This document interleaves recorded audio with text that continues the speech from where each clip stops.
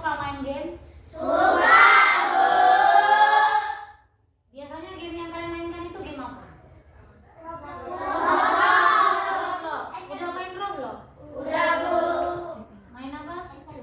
ML. Ada lagi yang lain? Bu. Bu. ML. Iya, jadi kalau kalian main game tentu ada urutannya dong. Bagaimana cara menyelesaikan game itu ada urutannya kan? Iya, Bu. Itu kalau dalam permainan. Kalau dalam kehidupan nyata, saya mau tanya, siapa di sini yang suka bantu ibunya di rumah? Iya, semuanya bantu ibunya di rumah. Iya, Bu. Kalau yang kalian bantu biasanya apa? Iya.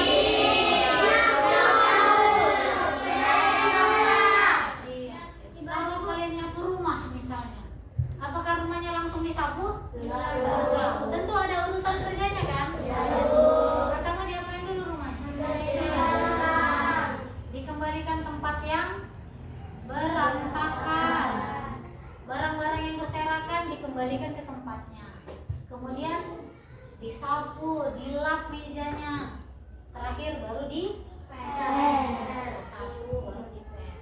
Jadi di dalam kehidupan kita sehari-hari, kita menyelesaikan suatu masalah itu tentu ada urutannya. Nah, apa yang dimaksud dengan urutan ini? Hari ini pelajaran kita adalah belajar berpikir secara komputasional dengan berpikir algoritma. Kalian pernah main handphone? Buka YouTube? Beranda YouTube kalian dan beranda YouTube saya pasti berbeda tampilannya kan? Kenapa? Apa yang kalian ketik itu pasti yang muncul nanti. Pernah nggak mengalami seperti itu? Misalnya kalian ketik video tentang anomali, pasti nanti yang selanjutnya tentang anomali terus kan? Begitulah yang namanya berpikir algoritma. Jadi di dalam pembelajaran coding kita kali ini kita akan belajar tentang berpikir algoritma. Jadi sebelum kalian saya kasih tahu pembelajaran selanjutnya, kalian bisa lihat video ini. Video ini dibuat dengan menggunakan program coding. Jadi pembelajaran kita hari ini menggunakan dua sistem. Ada namanya sistem plug dan unplug. Di mana kita menggunakan sistem plug berarti kita belajar menggunakan teknologi internet. Nanti ada permainan lagi yang unplug. Kita berpikir secara komputasional, tidak menggunakan internet. Jadi kita pakai yang internetnya. Kalian perhatikan video yang akan saya putar.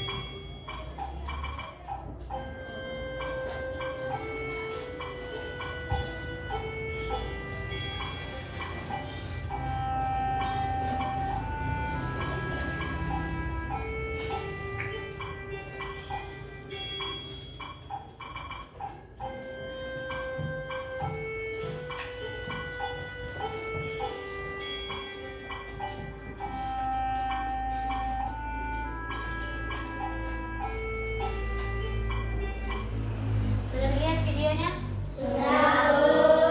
Videonya tentang apa?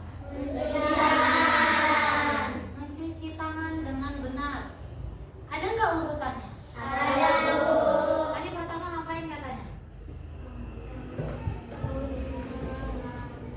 Membasuh tangan dengan sabun. Kemudian lalu tangannya digosok mulai dari punggungnya, sela-sela jarinya, kemudian dibilas dengan air.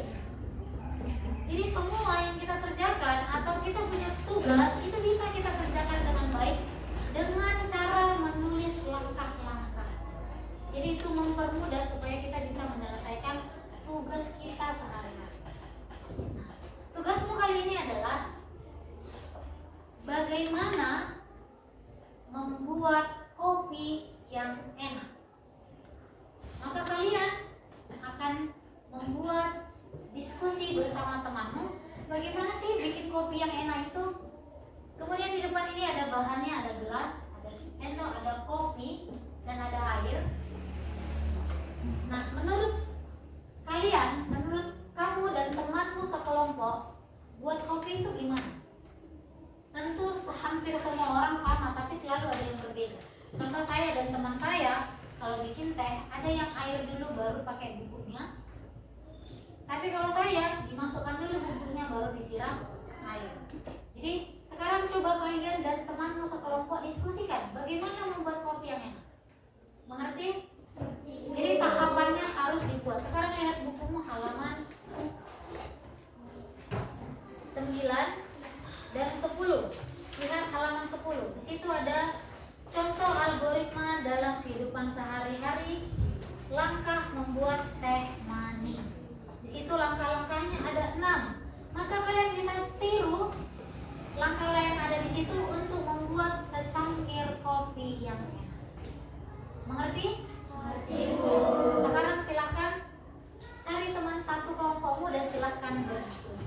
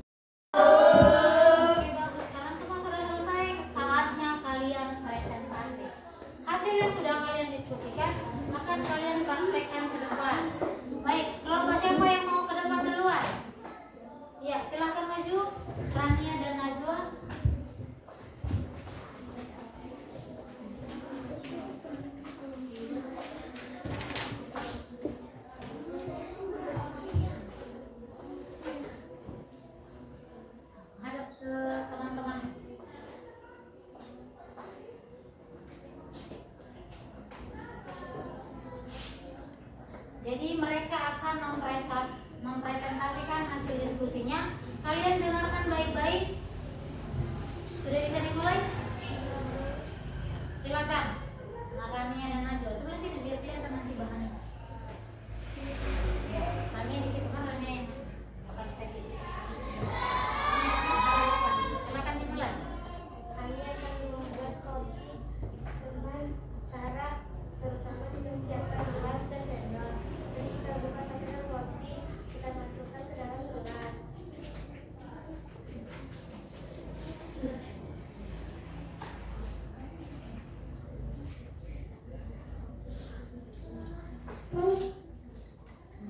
Setelah itu kita siram dengan air.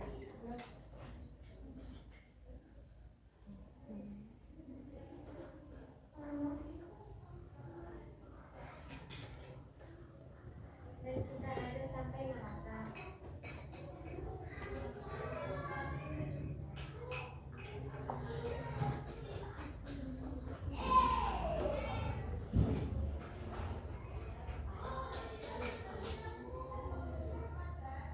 Nah, selesai disajikan. Oke, tepuk tangan buat Bapak Rania.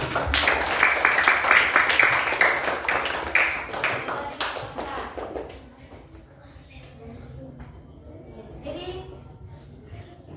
menurut kelompok mereka, untuk membuat kopi yang enak itu dituangkan dulu bubuknya ke madu, kemudian disiram dengan air. Ini airnya cukup segini. Jadi kata mereka ini sudah selesai. Kira-kira siapa yang setuju dengan langkah-langkah mereka? Ada yang setuju? Ya, turunkan tangannya. Ada yang tidak setuju dengan langkah-langkah mereka? Coba kelompok Arja dan Wirin, kenapa tidak setuju? Kalau tidak dimasukkan gula nanti terlalu pahit. Iya, kata mereka harus ada langkah-langkah memasukkan gula. Tepuk tangan buat teman-teman semua yang sudah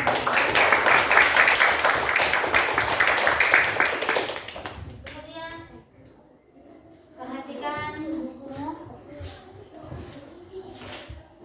Sebenarnya kalian sudah terbiasa menggunakan yang namanya kecerdasan artifisial. Kecerdasan artifisial ini sering kalian kenal dengan AI. Pernah dengar AI? Sekarang semua orang mengerjakan tugasnya pakai AI kan? Apakah PR kalian juga dikerjakan oleh AI? Enggak. Tapi ada yang dibantu pakai AI. Jadi sekarang ada yang namanya AI untuk mempermudah hidup AI, atau dalam bahasa Indonesia kita sebut dengan kecerdasan artifisial. Nah, AI inilah yang diciptakan oleh manusia mirip dengan cara berpikir manusia. Bagaimana manusia caranya berpikir, begitu juga cara AI bekerja. Kenapa? Karena membuat sebuah video itu yang membuat programnya adalah manusia. Sama seperti video mencuci tangan tadi, cara membuat kopi ini bisa kita buat dalam bentuk video juga. Jadi nanti tugasmu di rumah adalah membuat video seperti cuci tangan tadi, tapi videonya cara membuat kopi yang enak. Kemudian saya mau tanya sama kalian, adakah yang belum dimengerti? Paham tentang berpikir algoritma? Jadi kalau sudah paham, siapa mau menyimpulkan pembelajaran kita hari ini? Apa kesimpulannya pembelajaran kita hari ini? Ada? Tidak ada? Ya. Jadi kesimpulannya pembelajaran kita hari ini adalah bahwa untuk menyelesaikan sesuatu kita perlu langkah-langkah yang berurutan. Kemudian kita juga perlu menyusun strategi yang terbaik. Paham sampai sini? Paham. Untuk tugasnya akan dikumpulkan minggu depan. Ada pertanyaan kembali untuk tugasnya? Berarti semua sudah mengerti ya? Dimasukkan ke depan. Iya.